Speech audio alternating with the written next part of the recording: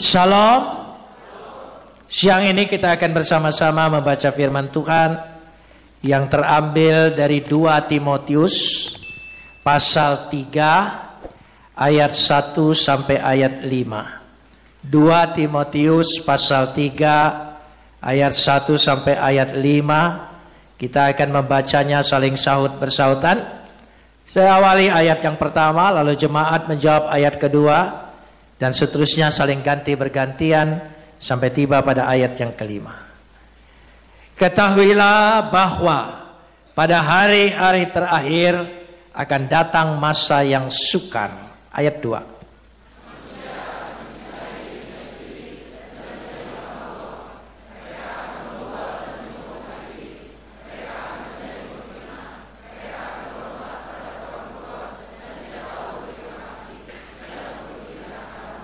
Tidak tahu mengasihi, tidak mau berdamai, suka menjelekkan orang, tidak dapat mengekang diri, garang, tidak suka yang baik.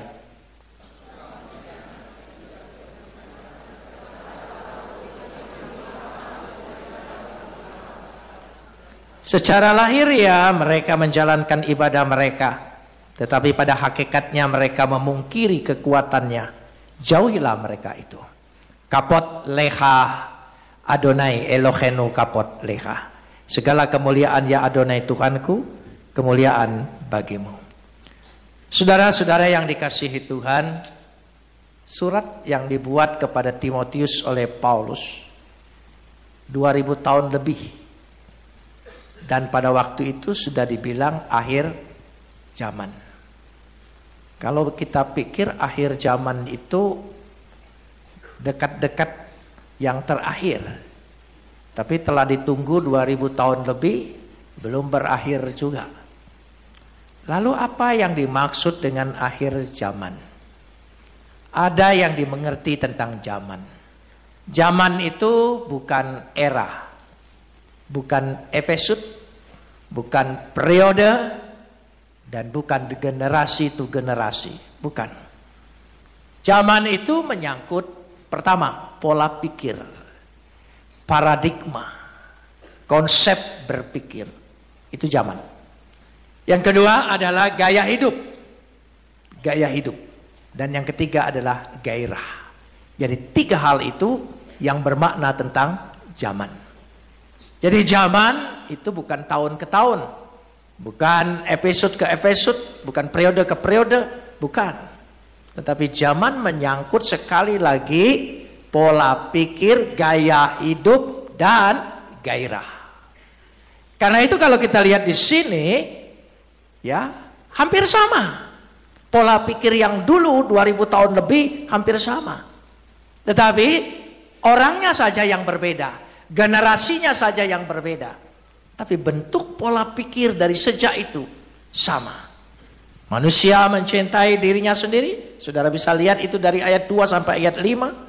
Menjadi hamba uang, ya, hedonisme, namanya saja berubah. Membual, ya, suka menyombongkan diri, membesar-besarkan diri, megalomania, ya, menjadi pemfitnah, hoax, dan sebagainya. Itu hanya beda nama, tapi polanya sama. Nah, jangan sampai kita masuk kepada pola ini. Ya, kita lihat di situ. Berontak terhadap orang tua, ya, dikatakan tidak tahu berterima kasih, tidak mau mempedulikan agama.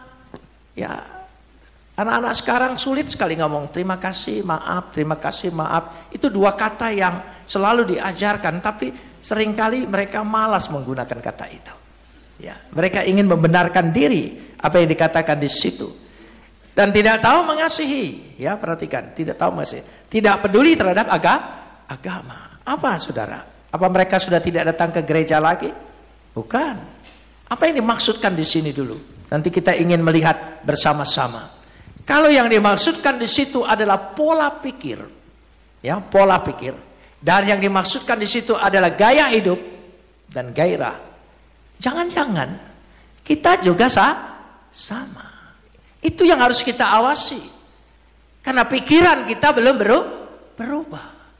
Menerima Kristus harus pikirannya berubah. Pola pikirnya berubah. Mindsetnya berubah. Mari kita baca dulu, kalau kita ingin melihat sejenak. Saya ingin mengajak kita membaca dari Filipi pasal 2. Filipi pasal 2 ayat 5 dan 8. Filipi pasal 2 ayat 5 dan 8. Kita lihat dulu. Hendaklah kamu dalam hidupmu bersama, tolong sambung, menaruh pikiran dan perasaan yang terdapat juga dalam Kristus Yesus. Pikiran dan perasaan. Kalau sudah memiliki pikiran ini, dahsyat akibatnya. Coba lanjutkan ayatnya. Ayat yang ke-6. Ya. Yang walaupun dalam rupa Tuhan, tidak menganggap kesetaraan dengan Tuhan itu sebagai milik yang harus dipertahankan. Bayangkan, dia ilahi. Dia bisa melepaskan untuk menjadi manusia. Saudara, itu yang paling berat. Orang kalau dari atas ke bawah paling berat. Kalau dari bawah ke atas semua bisa. Itu berat. Coba lanjutkan ayat yang ke-7. Melainkan mengosongkan dirinya. Oh, ini penting. Tolong ingat kata mengosongkan diri. Mengosongkan dirinya. Eskenosen. Ya. Eskenosen. Kenosis asal katanya. Mengosongkan dirinya berarti semuanya kok kosong. Tidak tersisa. Dan mengambil rupa seorang hamba. Dia ilahi, pencipta langit dan bumi. Mau mengambil rupa-rupa ciptaannya. Ya, itu luar biasa di situ. Dan menjadi sama dengan manusia. Itu sebabnya. Saudara, kita kembali lagi kepada ayat yang kelima. Hendaklah kamu dalam hidupmu bersama, ya, menaruh pikiran dan perasaan. Bagaimana kita bisa memiliki menaruh pikiran dan perasaan? Kata aslinya pronete.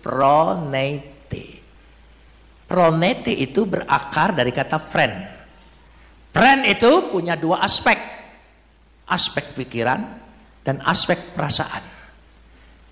Karena itu lembaga Alkitab menerjemahkan pikiran dan perasaan. Apa yang dimaksudkan dengan pikiran? Ya, apa yang dimaksudkan dengan pikiran? Pikiran itu seringkali kita berpikir, ya, dikatakan di situ dengan jelas memiliki pemahaman, paradigma, pola pikir. Pola pikir yang di sini adalah sekaligus yaitu pesan moral, perasaan. Dua hal ini. Saudara, supaya mudahnya begini. Setelah mendapat pengetahuan, ya, kita mengerti apa maksudnya. Dan tentu dari hikmat Tuhan. Nah, saya kasih contoh lagi. Sebab beratnya pola pikir ini berubah, berapa lama kita membentuk diri kita dengan pola pikir kita? Sudah sangat lama. Begitu harus bisa ganti pola pikir Kristus, itu memerlukan perjuangan. Proses yang panjang. Supaya kita bisa berubah. Saudara, dalam cara pikir, sekarang kita bicara cara pikir, tadi pola pikir, sekarang cara pikir. Cara pikir manusia itu ada 5 ini. Saudara punya jari 5? Tolong ditunjukkan, ya. Sama kawan baik, tunjukkan baik lah, ya. Nah, gitu. Ya, ini cara pikir. Ini yang paling jempol itu adalah keyakinan. Iman. Iman kita kepada siapa? Yesus. Yesus. Ini iman. Masuk ke sini. Ya. Dan ini adalah cara pikir. Ini adalah pola pikir. Sekali lagi, pola pikir. Ya. Yang ini yang tengah ini adalah logika. Logika. Dan yang jari manis adalah pengetahuan. Baik pengetahuan Alkitab, baik pengetahuan apa, semuanya gini. Dan yang paling kecil ini adalah pesan etika dan moral. Begini. Jadi ini begini. Ya, saudara genggam begini, ini dalam.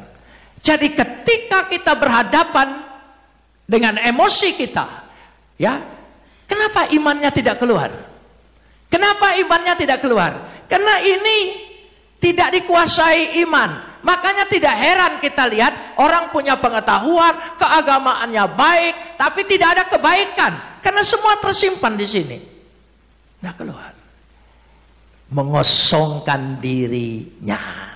Jadi kita harus berani mengosongkan dirinya. Bagaimana supaya ini kosong? Coba. Coba pikir sejenak. Bagaimana? Harus begini? Bukan. Manusia bagaimanapun tidak bisa melepaskan ininya. Tidak ada rumus manusia bisa melepaskan. Hanya ada dalam rumus Alkitab.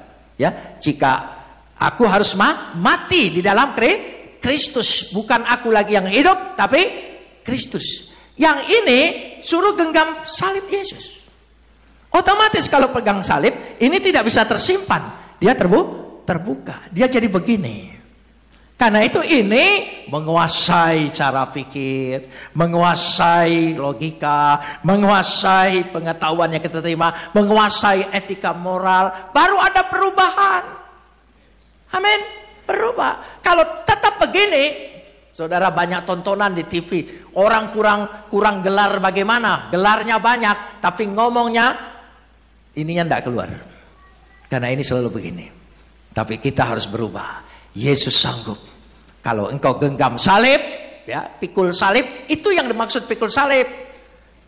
Bukan pikul salib itu karena masalahmu, karena persoalanmu, karena engkau rugi dagang. Itu bukan pikul salib, itu goblokmu. Loh iya, itu penting sekali, saudara. Jadi di situ letaknya. Kristus memberikan rumus. Paulus menjelaskan luar biasa. Bukan aku lagi yang hidup, tapi Kristus. Sehingga dengan demikian, kalau ini Yesus, maka kita memiliki apa? Memiliki pikiran Kristus. Logika kita logika Kristus. Pengetahuan kita dikuasai oleh Kristus. Etika moral kita dikuasai oleh Yesus. Semuanya. Dari situ letaknya. Karenanya kalau kita lihat, mari saya ajak 1 Korintus 2 ayat 16. 1 Korintus 2 ayat 16. Kita lihat di sini. Ya, 1 Korintus 2 ayat yang ke-16. Sudah dilihat di situ, ya. Sebab siapakah yang mengetahui pikiran Tuhan sehingga ia dapat menasihati dia? Tetapi tolong sambung. Oh, saudara sudah memiliki pikiran Kristus? Nah, jujur. Jangan sok rohani, nggak bisa sekaligus itu, nggak bisa karena cemplung ke dalam sungai lalu berubah pikirannya, enggak.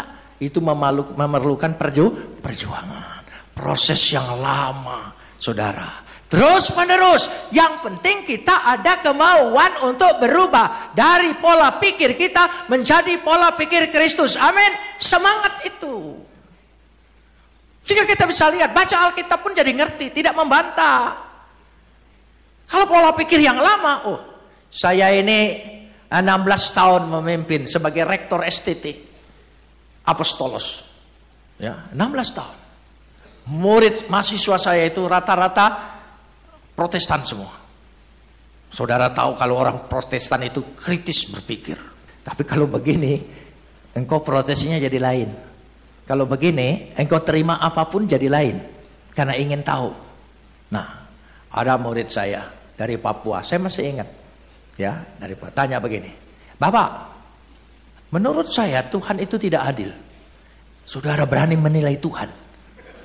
Manusia ciptaannya berani menilai Sang Pencipta. Ya, saya karena sekolah itu harus terbuka, berpikir kritis. Saya tanya. Kenapa kau bilang tidak adil? Tidak adil. Ya, kenapa ada siang dan malam? Loh, ya, emang sudah siang dan malam. Ya, itu karena kata dia sendiri, mataharinya hanya satu. Coba kalau mataharinya dua, kan bisa gantian.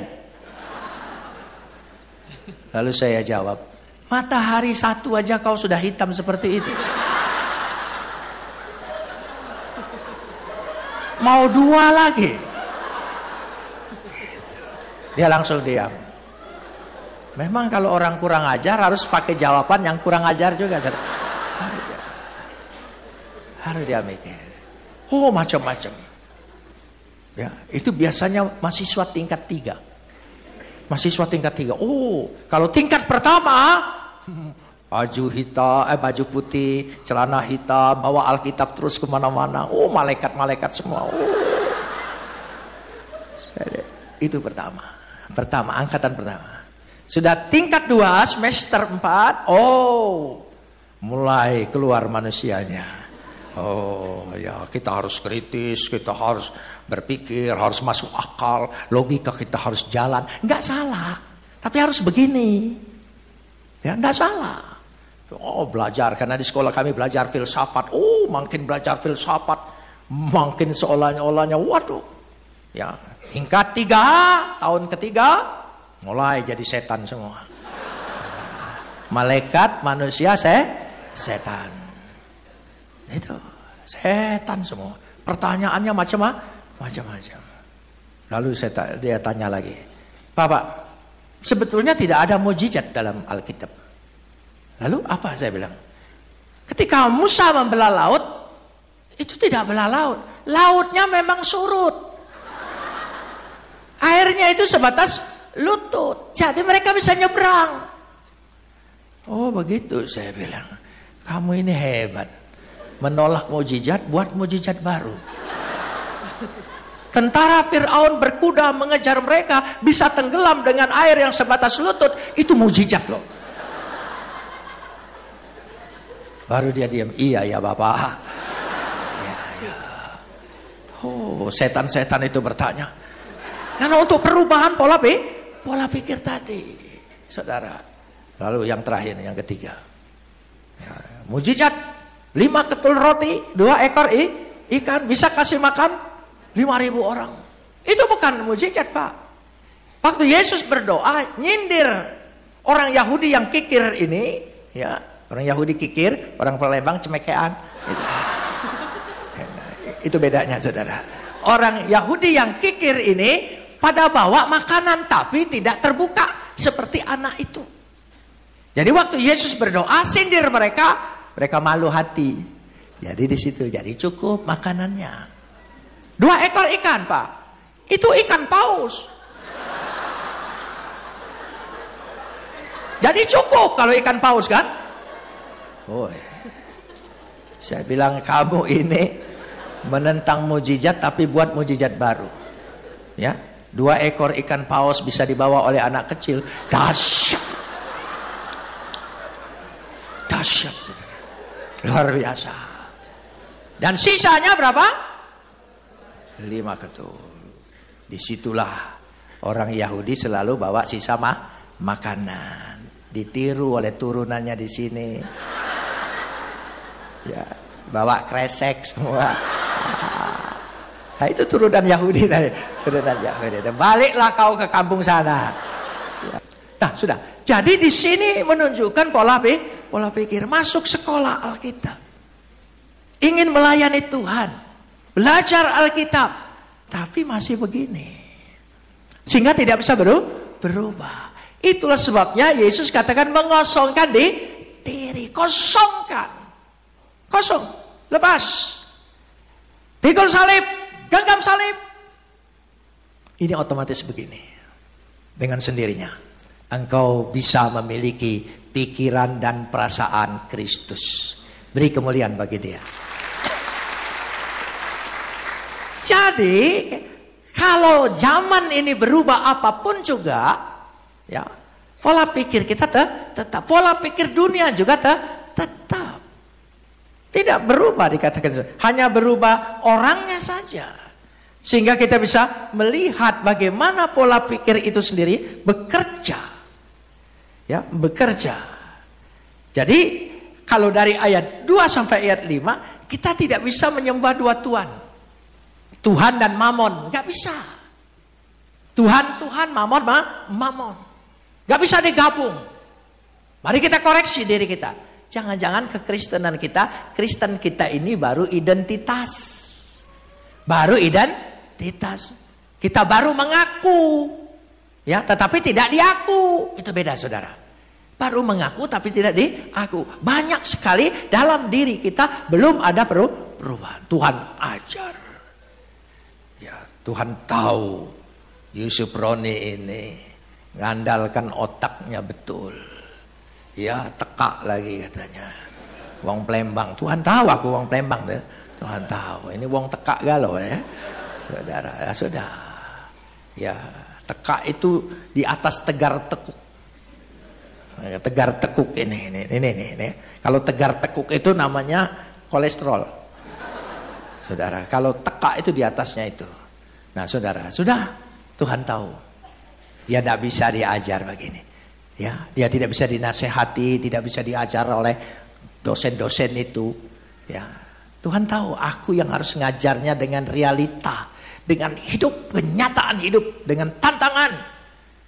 Baru 6 bulan masuk sekolah pendeta di Batu Malang, ditangkap. Ya, hanya pindah agama, ditangkap. Orang lain banyak pindah biasa aja. Gitu. Saya ditangkap. Ya, memang di satu sisi, ya, tetapi di sisi lain Tuhan pakai kesusahan itu untuk membentuk saya. Selama dalam penjara, saya tidak boleh bawa buku, tidak boleh bawa apa-apa, tidak boleh ketemu orang, hanya boleh Alkitab. Ya. Jadi saya hanya baca Alkitab. Bolak-balik saya baca. Saya pikir kalau tamat 1 kali bebas. Gitu. Gak bebas juga. Mungkin 2 kali saya bilang gitu ya. 2 kali baca belum bebas. Harus Trinitas 3 kali.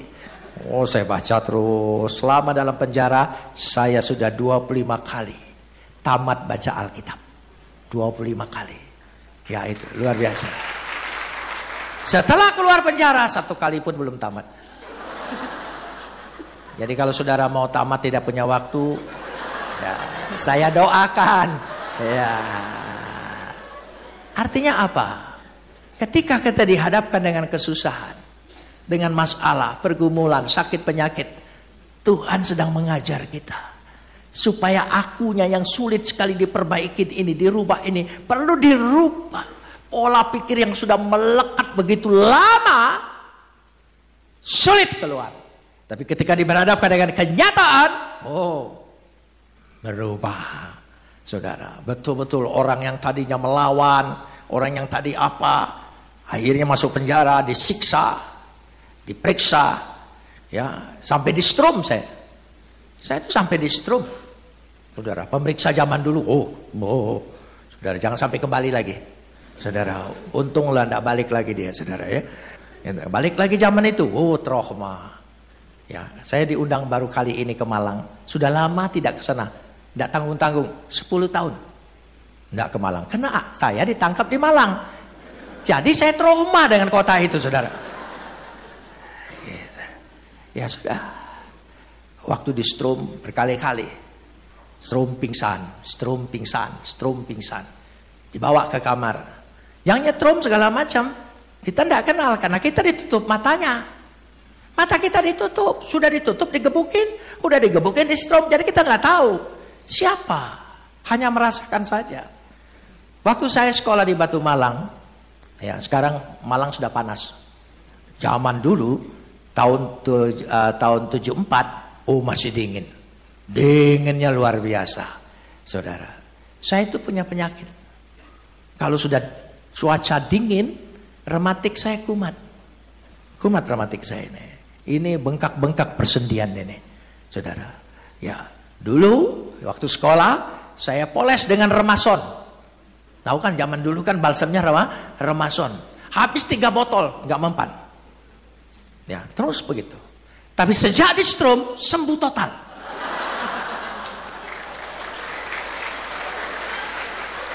Sembuh total. Ya. Yang rematik saya nggak anjurkan ya. Ini keadaannya lain. Ya. Jadi Tuhan ajar saya untuk berserah. Percaya apa yang Tuhan kerjakan ujungnya pasti baik buat kita. Saudara, sembuh. Jangankan Batu Malang, Holland, Irlandia, saya datang ke sana nggak ngepek apa-apa. Kalau Tuhan sembuhkan total. Sekarang saya ingin tanya, waktu orang nyetrum saya, apa memang mau menyembuhkan rematik saya? Kan niatnya beda. Tapi bagi Tuhan di balik kejelekan yang menyusahkan, kesusahan, menyakitkan, orang lain melakukan, Tuhan bisa rubah menjadi kebaikan bagi kita.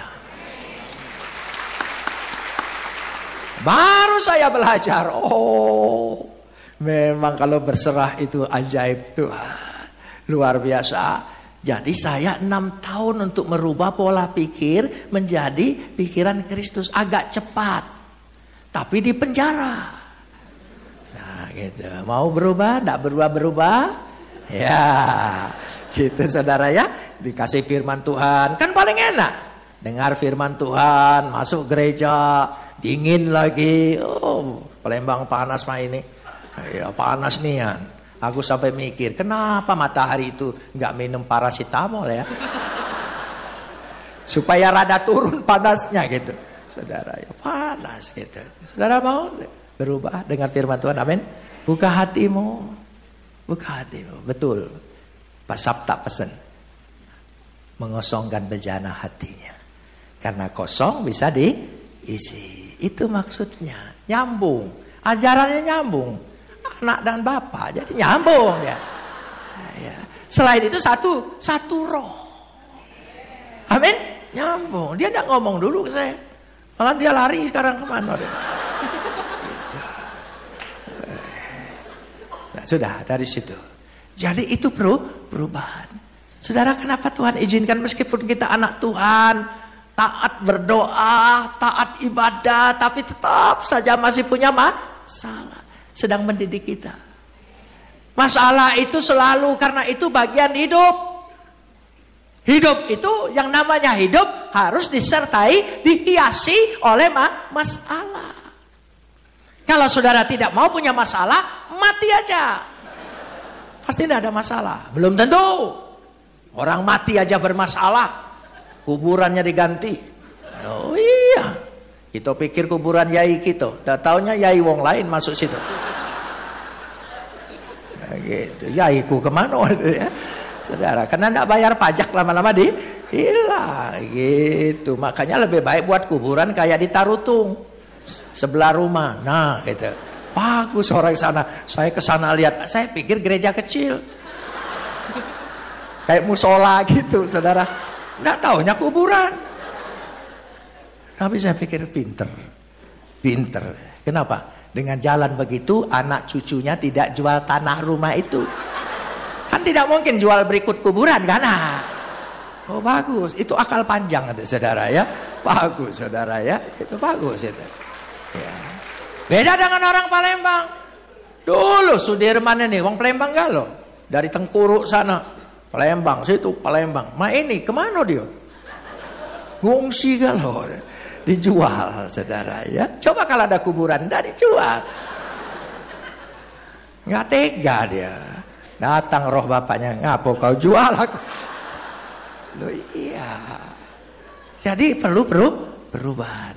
Jangan takut ada masalah, amin. Sedang membentuk kita, membentuk diri kita, membuang dan menggantikan yang baru. Hati baru, pikiran baru, perasaan baru. Oh luar biasa, dahsyat. Ya. Masalah selalu ada, tidak bisa ditolak. Saya kalau punya masalah tidak pernah, Tuhan jangan timpakan aku masalah. Kalau masalah itu datang saya tidak bisa tolak. Tapi yang penting Tuhan jangan sampai dia nginep. Jadi doanya, Tuhan tolong masalah aku terima, tapi jangan sampai dia nginep. Supaya tidak kepikiran malamnya. Saudara ya, sudah bebas. Ada jalan keluar, ada penyelesaian. Amin. Ya itu caranya. Jadi berserah, diajar banyak sekali. Diajar oleh Tuhan untuk berserah. Lewat apa? Kesusahan kita. Pergumulan kita. Untuk merubah pola pikir, oh berat sekali. Tapi ketika diperadabkan dengan kesusahan dan ketidakberdayaan, nggak tahu lagi. Apakah saya ini kapan? Coba ditahan 5 tahun lebih baru diadili. Tahan 5 tahun lebih baru diadili. Ya, tapi sekarang sudah enak. Tahan setahun sudah ada pengadilan, sudah ada keputusan pengadilan, sudah bisa jalan-jalan ke mana, ke rumah, kemana. Saudara hebat uang sekarang. Saudara dulu nak baca, ya betul-betul ketat sekali. Namanya juga ditahan Kop Kamtib. Saudara nggak ada gerak sekalipun semuanya.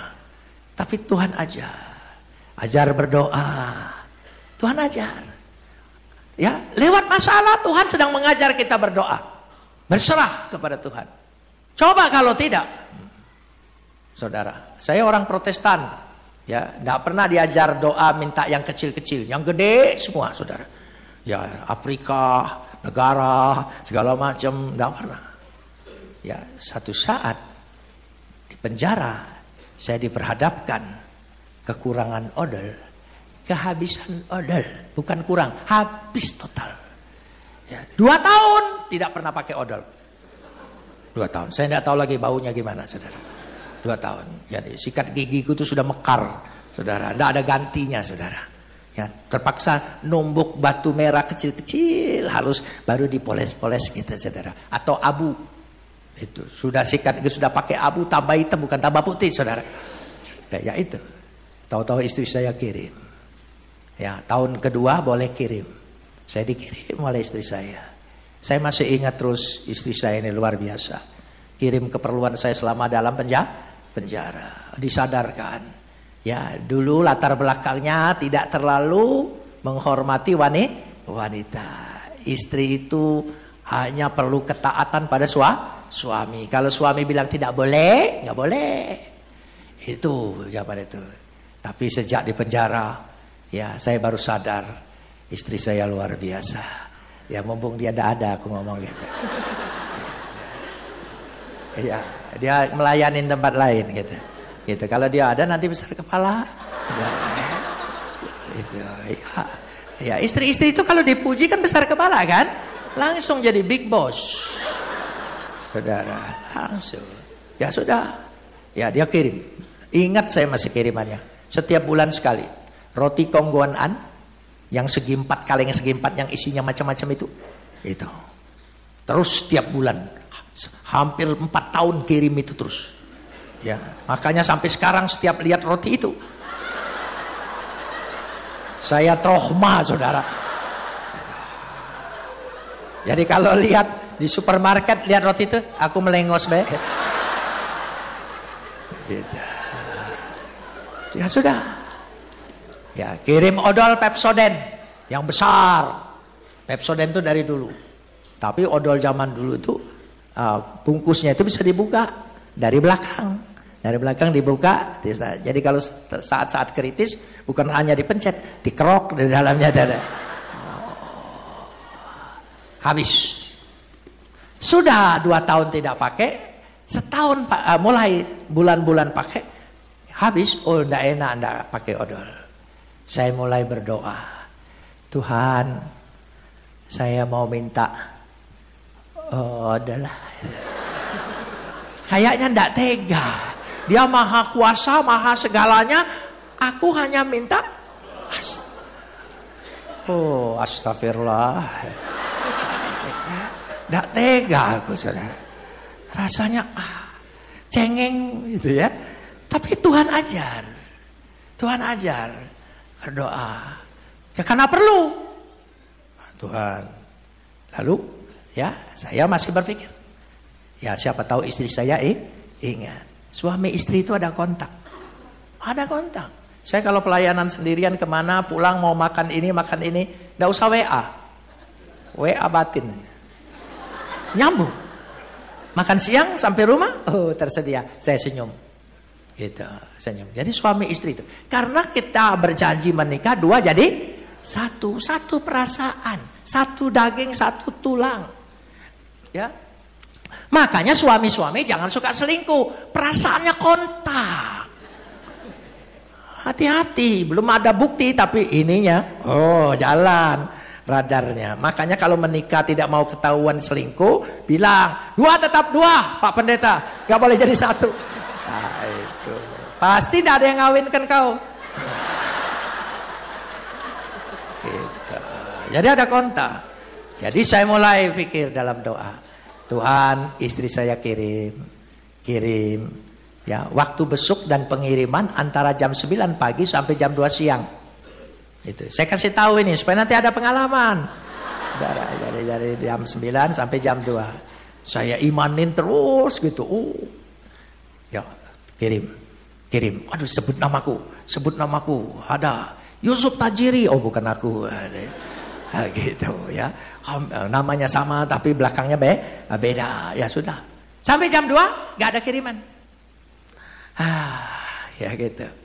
Lalu dari jam 2 sampai jam 5 itu kantor kejaksaan di sebelah penjara Kalisosok, itu kejaksaan negeri ada di sana. Nah, dia masih buka. Ya, saya punya teman baik, seorang pengacara, Adenan Buyung Nasution. Setiap kali dia punya menyelesaikan kasus di Surabaya, kalau sudah sore, sudah selesai sidangnya, dia selalu pergi ke kejaksaan, titip uang buat saya supaya dikirim 20.000, 25.000. Oh, saya selalu ingat almarhum itu. Abang itu baik sekali, dia kirim. Jadi dari jam 2 sampai jam 5, karena sudah terbiasa begitu, saya mulai pikir lagi, beriman. Bang Buyung kirim, Bang Buyung kirim, Buyung kirim. Jadi beriman sampai imannya itu dibuat sendiri. Itu bedanya kita. Sampai jam 5 nggak ada kiriman. Kita harus mandi semua, sudah masuk semua, apel dikunci, nggak ada lagi bisa. Dan mulai penjaga, ganti penjagaan, ya periksa. Tanya, berapa dalam? 3 lengkap. Saya kepala kamar, karena lama ditahan itu. Itu gunanya lama-lama jadi rajo itu. Iya, makanya kalau ditahan jangan 3 bulan, jangan, itu numpang kencing doang. Yang agak lama sedikit gitu. Udah selesai. Sore saya biasa doa, karena banyak waktu. Doa itu hampir terus-terusan, banyak sekali doa, karena waktunya banyak. Makanya kalau saudara tidak banyak waktu untuk berdoa, kalau tidak rumah sakit, penjara, itu baiklah. Saudara pasti banyak waktu.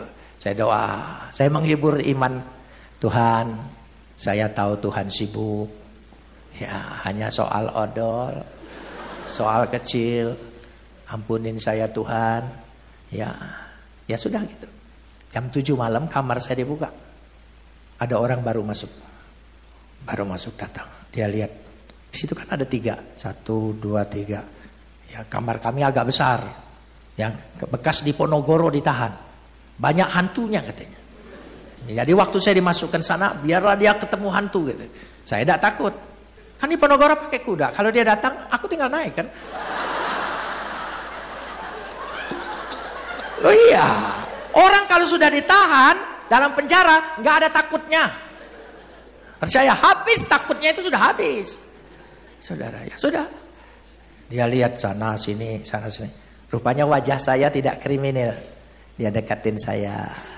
Ya, wajah ya cungkoran jadi lain gitu. Ya, gitu dekat. Jadi ketika di saat hampir, dia bilang, "Kok boleh enggak saya tidur dekat sini?" Oh, boleh. Boleh. Saya pinjamin bantal, saya pinjamin tikar. Karena banyak dapat warisan-warisan dari orang bebas itu. Sebab orang bebas dalam penjara, barang-barang yang pernah dipakai penjara gak pernah mau dibawa pulang, takut sial. Saya yang lama terima warisan itu. Lalu dia bilang, "Kok boleh titip ini?" Dia bawa 1 kantong plastik, lalu titip saya. Saya buka, isinya odol. Saya heran, tidak tanggung-tanggung, 10 odol. 10, gede-gede. 10 odol. Saya sampai bilang, "Loh, kok kenapa ini odol semua?" "Masa iya?" katanya. Dia lihat gitu, "Iya, W ini punya toko. Waktu W ditangkap, W gugup." Kira dia masukin sabun, masukin apa. Rupanya dimaksudin odol saja. Malam itu saya dapat 10 odol. Baru saya ngerti, Tuhan itu baik. Dia tahu keperluan saya. Sekecil apapun, minta 1 dikasih. Oh, bonus Tuhan itu besar, saudara ya. Selalu dia punya. Baru saya belajar. Oh, belajar berdoa. Tuhan paling memperhatikan. Besok jam 9 pagi dia di Bon. Di Bon itu diperiksa. Ya, sampai jam 5 sore periksa, dia belum datang. Jadi pemeriksa bilang, "Berapa?" 3 dalam, luar 1. Oh, coret saja. Loh, kenapa Pak? Salah tangkep. Gitu. Hanya untuk kirim.